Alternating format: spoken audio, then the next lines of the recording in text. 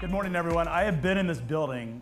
This is the most packed I've seen it in recent times, but it is amazing what they've done in production. I am really excited to be here. We have a great opportunity to talk about what's happening in the mobility sector with planes, airplanes, vehicles, EVs, electric trucks. And we're going to talk about trucks. So my 4-year-old thinks I have the coolest job because I'm always playing with planes, trains, automobiles. I'm the CEO and founder of FreightWaves. We cover news and data for the global supply chain, and these are topics that we're really passionate about. So today we're going to dive into this. With us we have Laura on the end with the California Electric Transportation Coalition. We've got Dave here with Elroy Air, who's going to talk about the flying freight vehicle that we'll talk about. And we have Stella here with BYD. So we have a fantastic panel to dive into all of the future transportation, what's going on, and all of the innovation. And what's great about what's happening in this industry is this is a very transformative time. There's been an enormous amount of venture capital and private investment that's going to change the way products and people move. And why I think this is a very pertinent conversation because the timing on it is pretty impeccable. And so I want to dive into a couple of conversations about what's happening.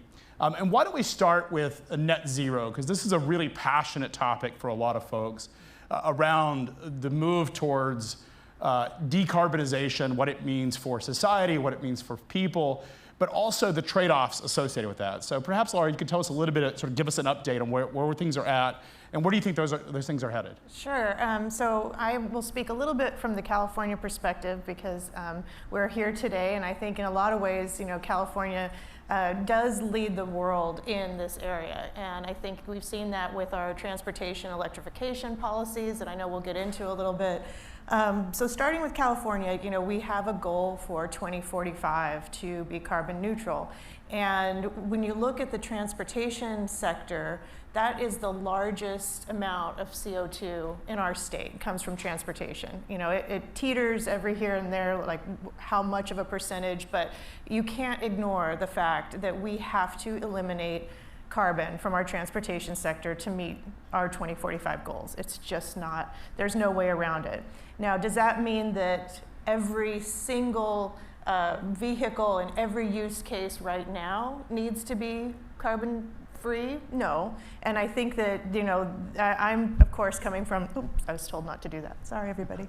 I'm coming, of course, from the electric side. So we promote the electric future, fully electric vehicles. But there are some use cases that I think all of us can agree that at different times, dependent upon the technology, it makes more sense to use either hydrogen or plug-in hybrids or other alternatives just to get us on the path to 2045.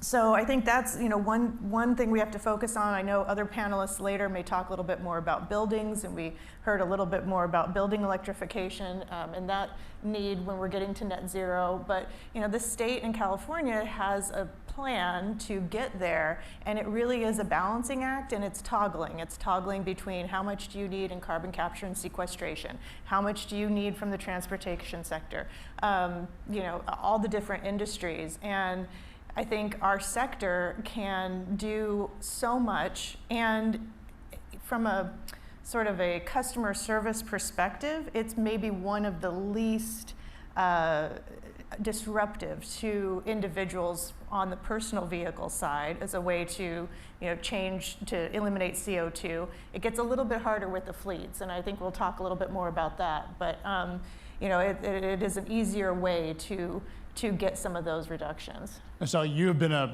your business, you produce more electric vehicles than Tesla does, is by reputation. So tell us a little bit about your view on this. Obviously, decarbonization is certainly going to help your business. But there's some trade-offs in doing that. How do we transition from the success of an electric car, which I think we all sort of recognize has value, to moving it into the supply chain? The supply chain mean? Just in the movement of cargo. How do we make that transition? So actually, we are a little bit more than Tesla is doing. It's like we focus a lot on electric trucks, electric buses. So now I think, as Lauren mentioned, so we in California is leading the whole world for this direction. We think the first area is the logistic and last mile logistic, all the light duty any even heavy duty trucks operate at a port can be electrified very quickly in next maybe 3 to 5 years. So, and then this is the area you can easily build up the charging station. Then you can centralize charging station. Then you can offer the customer and the consumer to maybe to rent the car, and we call it like a used vehicle trucks as a value-added service. And then they come only for paid money when they use that. So we do have this kind of project will be maybe become realized in next 6 months to build up a 600 charging station at the Long Beach port, and then can support around 2,000 to 40,000 heavy duty truck for last, we call the logistic distribution center, like a deliver application, and then working a lot of van application to do last mile delivery. So this is the direction. I think technology is ready, and then a lot of people challenge, how about the electricity? We have a lot of challenge for electricity. Actually, we don't, because BYD is also a battery company. We are one of the players for battery storage. So now the idea is put a lot of container, like a battery storage, at the distribution site, and then you can put a solar at the roof. And then, especially in a lot of warehouse, you can put a solar in the whole warehouse, and then you put a several container, only occupy maybe 10 to 20 like a parking lot. Then you can already do maybe 500 megawatts battery storage. So you can store the electricity anytime it's available, like during the daytime, and then you release them at the dark curve, like 5 to 9. So this kind of solution on the technology is available now. It works. Yeah. So Stella, when you think about, you mentioned going into the ports and talking about the quote unquote last mile. For folks that aren't familiar with the term last mile, Yes. When you describe it to someone commonly, sort of on the street, they always think of the sort of literally last mile, that last mile. But what you're talking about is actually bigger. The opportunity is more expansive than that. Can you tell us what today, the technology, what range can a vehicle that you guys produce or the industry produce that can, how far can that truck go with a fully loaded container? Yeah, so when I say the logistic last miles means like last 150 miles. It's not really last mile. Yeah, so now the technology we have, like for example, our T8 can run is fully charged, then fully loaded, like a 40 feet container, can operate like around 250 miles. But most importantly, this kind of truck can kind of recharge like in 30 minutes from like 30% to 80% in 30 minutes.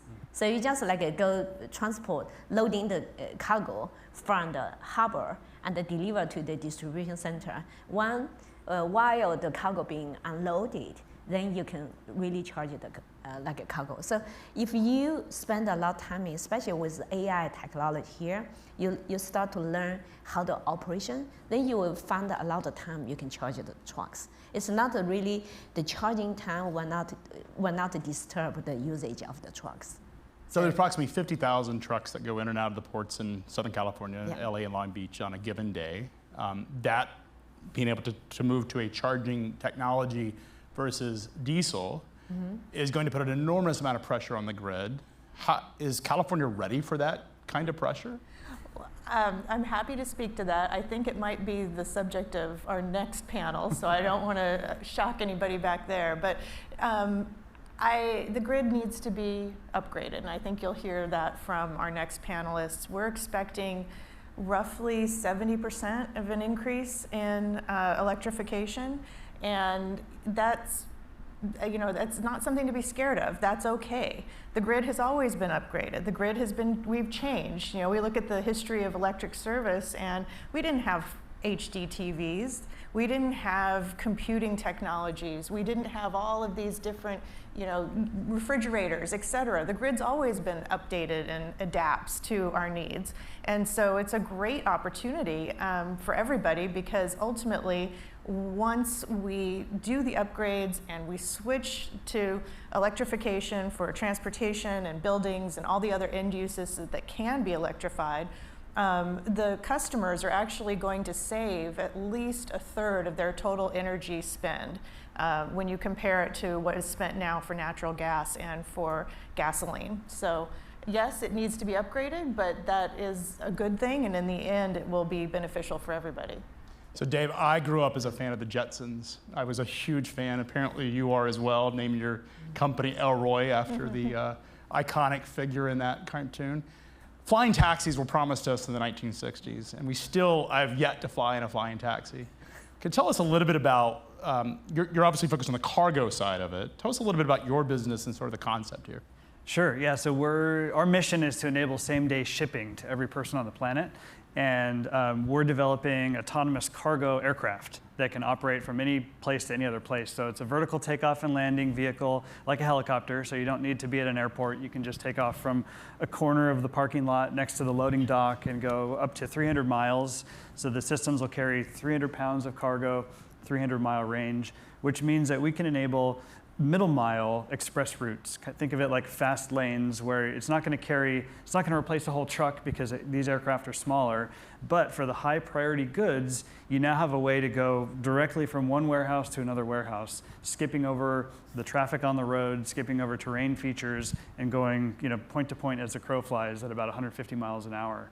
So we have customers like FedEx that want to use these systems, and healthcare shippers that want to use them, humanitarian aid shippers, the US Air Force, and there's a lot of use cases that all have this kind of similar center of the Venn diagram where an autonomous aircraft that can operate flexibly enables new forms of express.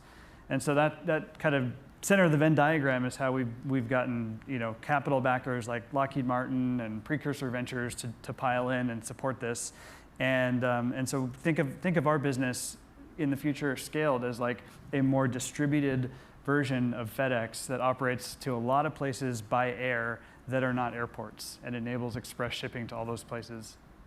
So Stella has argued that last mile is 150 miles, the definition. You've also said that your technology will also serve that last mile. Is that how you see it in terms of using traditional transportation networks, and then at the point of distribution, near the point of consumption, that this vehicle or this flying vehicle would fly to perhaps my house or to my business? There might be a terminology difference. When I think of middle mile, I'm just thinking warehouse to warehouse routes. And so that route where you've got an Amazon truck or a FedEx or a UPS truck driving around your neighborhood and tossing boxes on front porches, that'll be the middle mile. Our systems are 26-foot wingspan, so we're not going to go land on your front porch, but we can go to these industrial loading docks and operate there.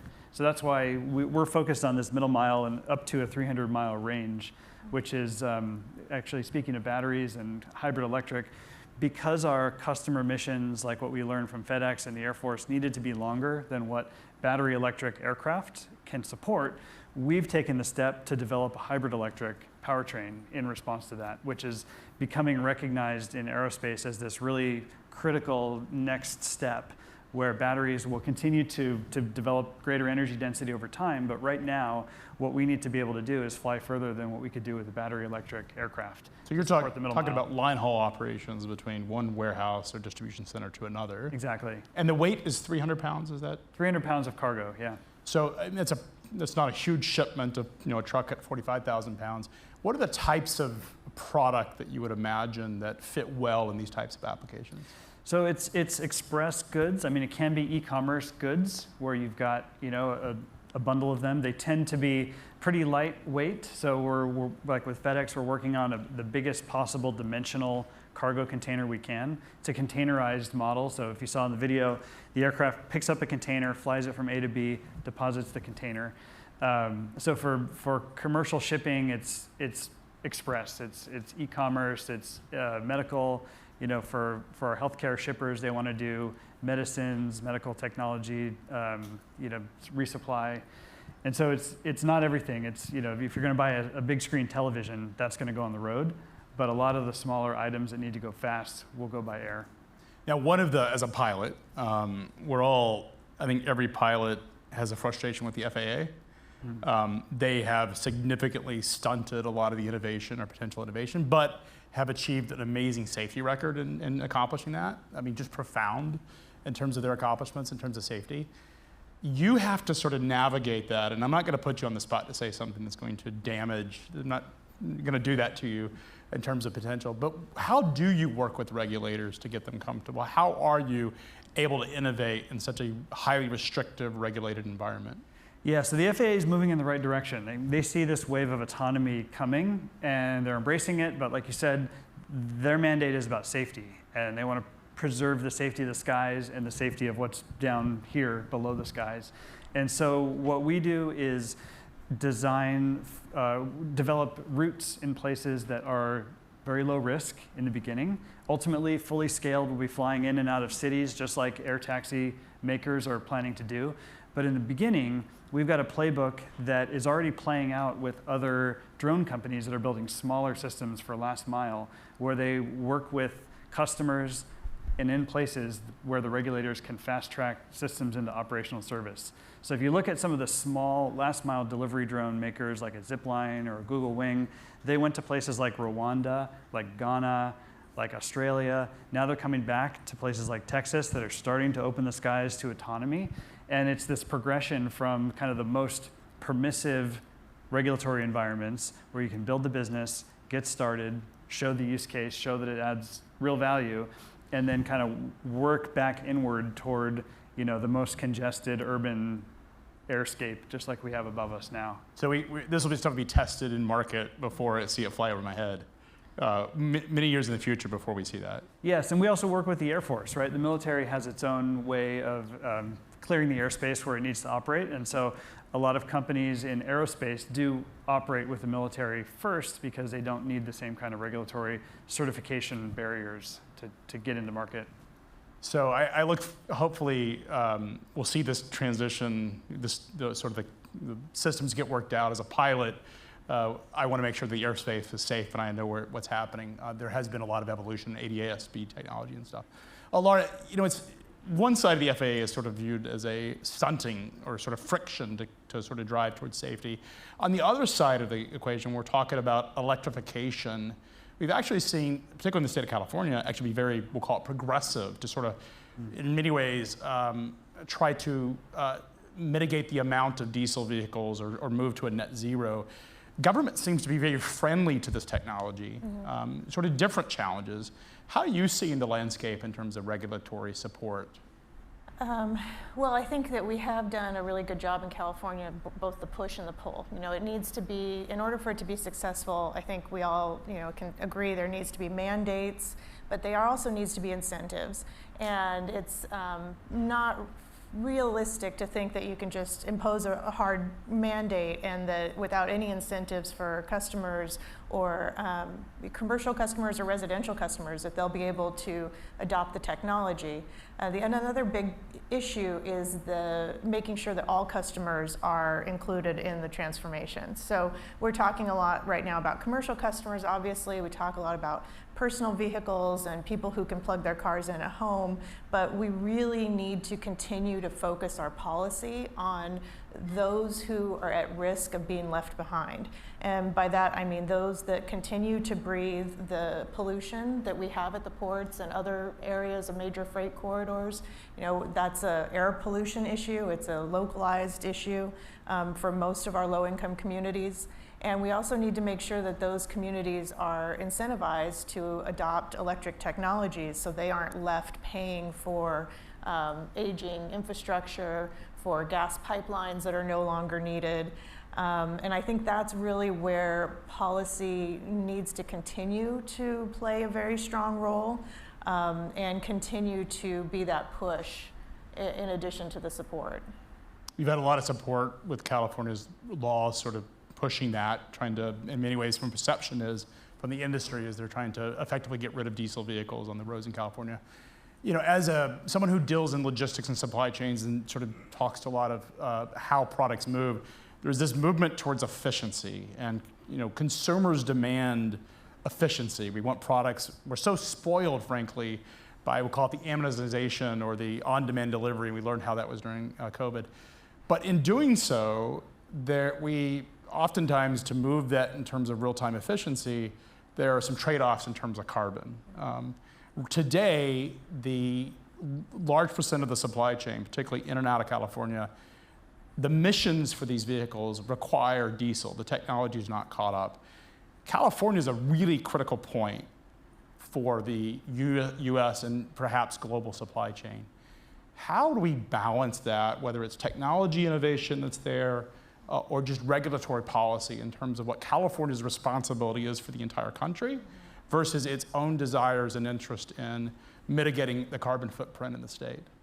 Stella, I don't know if you or Laura want to take that. Yeah, I can start. I think we need like a policy like California is doing to boost the industry for a lot of innovation. Then for the whole electrification process, we can divide it into different phases.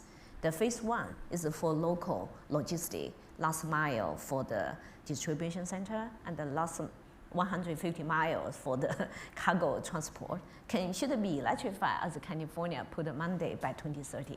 Even can be a little bit more aggressive, then the industry will move. So once you put this one, California is the world, maybe the 7th largest economic like state. So this kind of is market. We're all from private sector.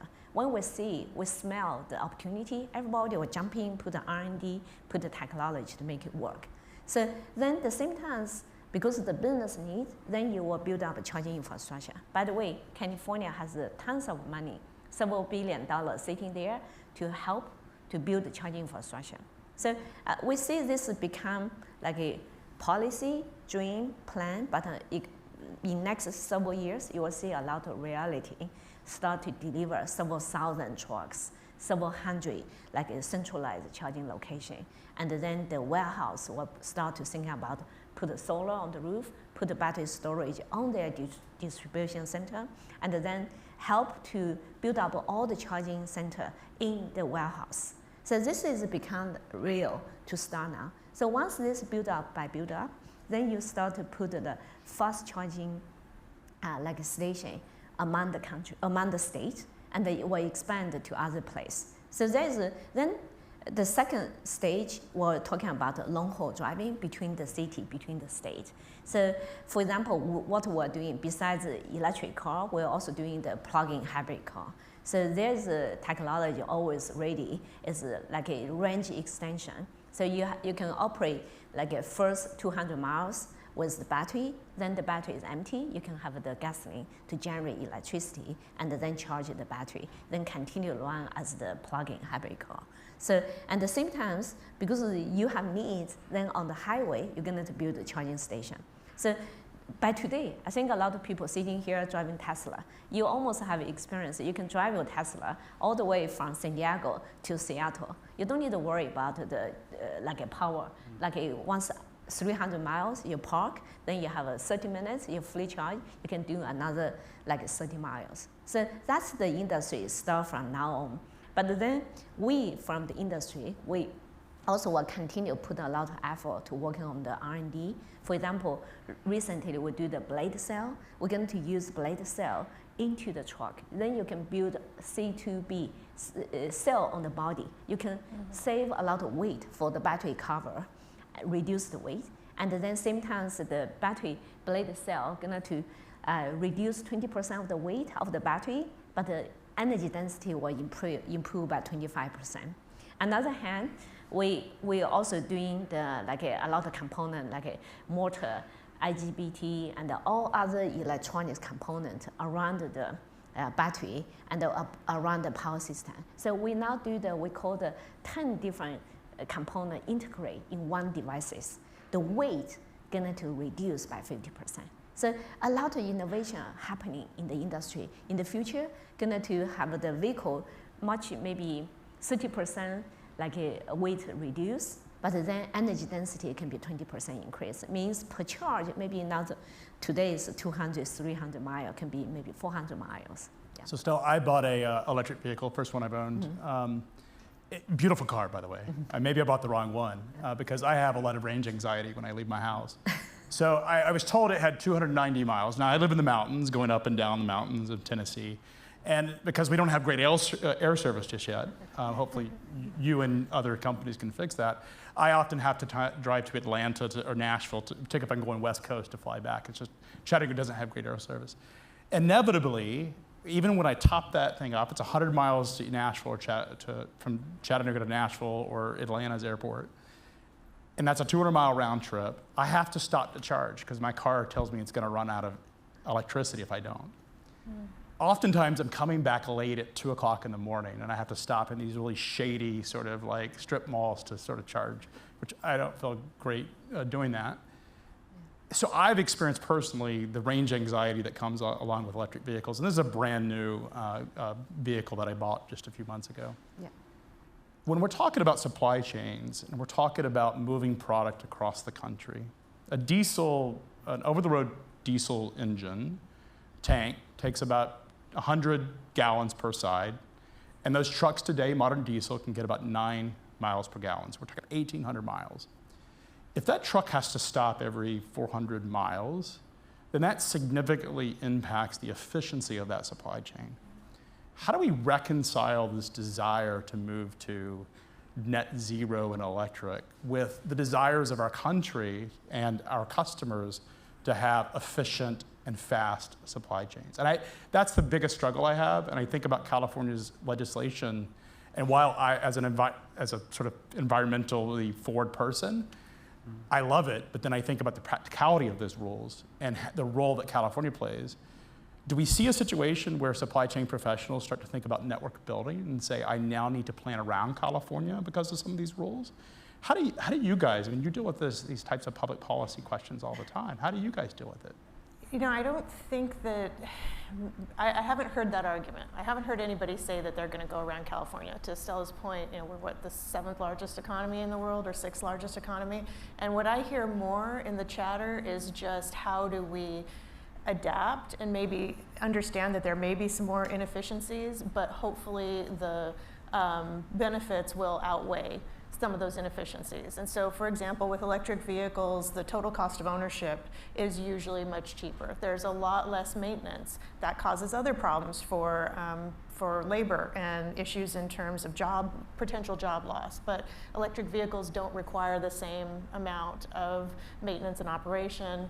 And then also we got to get back to the carrots and the sticks and the incentives. And like Stella said, you know, you have the research and development will continue as long as we're continuing to incentivize clean transportation. Yeah, can I add something? Because we have experience back to like maybe 10 years ago, 12 years ago, when we start to deploy the taxi fleet in city of Shenzhen.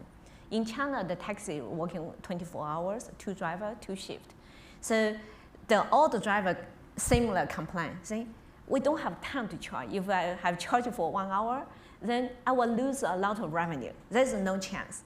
But then we say, wait 1 second, let's study your behavior. So we put some monitor to track their daily when they stop. Then we found that 40% of their time is idle, either waiting, waiting for the customer or the user or something. They just park there idle.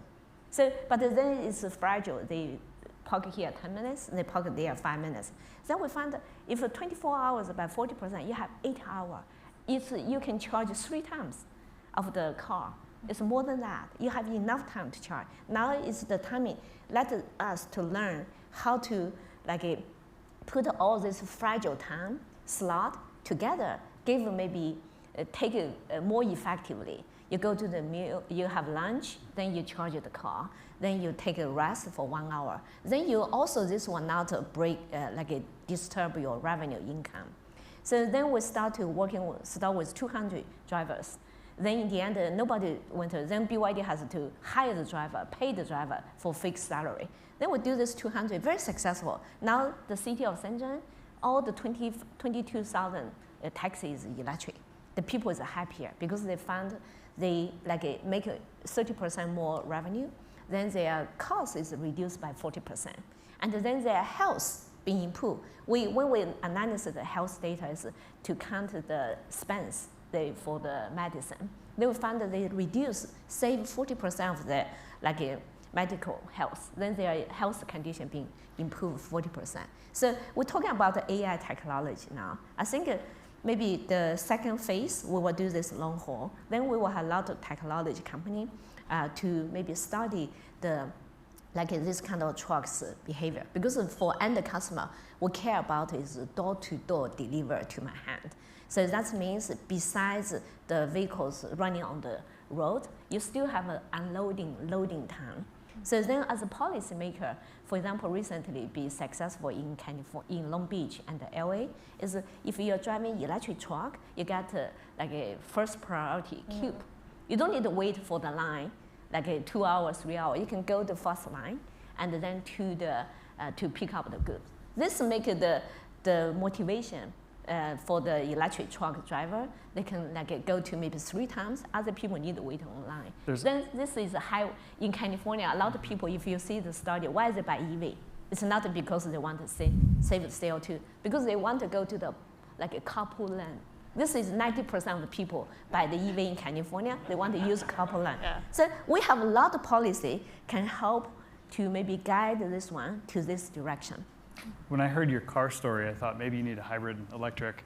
And that's really the technology insert that both of us have mentioned up here on stage is hybrid electric. And it's actually a really interesting and useful bridge to full electric, because when you build a hybrid electric vehicle, you mature the electric powertrain like we have. We've got a fully electric propulsion aircraft that has electric motors driving the rotors and a battery. It's a smaller battery, but then it's got this range extension. And a vehicle like that kind of meets the current need, which you don't have to stop for charging and you can turn it around quickly.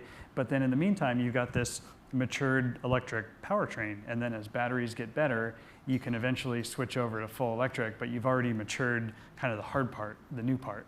99 or 95% of my missions, EV works great. It's that 5% that gives me the most anxiety that I think has to be addressed. And then we talk about supply chain, it's these over-the-road questions going across country. There are boardrooms in Arkansas and Wisconsin and Tennessee that these conversations are very apt. People are very concerned about this in the industry. So Tracy has some questions from the audience. Let's welcome Tracy up here. All right, thanks for the conversation. So this is related to regulation. So regulation can help move things forward and be an accelerant, but at the same time, it can also be an inhibitor. So from your perspectives, what would you like to see coming out from the regulators or policymakers to move your respective organizations forward? I think for us, really clear rules for accessing the airspace with an autonomous aircraft or what we call uncrewed aircraft. So nobody's on board. This could come in the form of corridors that are just cleared out for autonomous aircraft to operate in. But that's really the unlock for us and a lot of other companies that are building autonomous aircraft for the skies, is that there needs to be that very clear decision of like how it's going to integrate. I think in the vehicle space, we have all the regulations we need right now. I want to say no more. Just stop for a bit and let us implement. So we need regulations to help with the implementation to ensure that the grid is ready for to be able to serve the load. Actually, I agree. California did a wonderful job. They will have the best incentive. We just, now is the action. We just make it happen. Yeah. Great. Thank you both. Thank you. All. Thank our panelists. Great. Yeah. So, thank you. Great.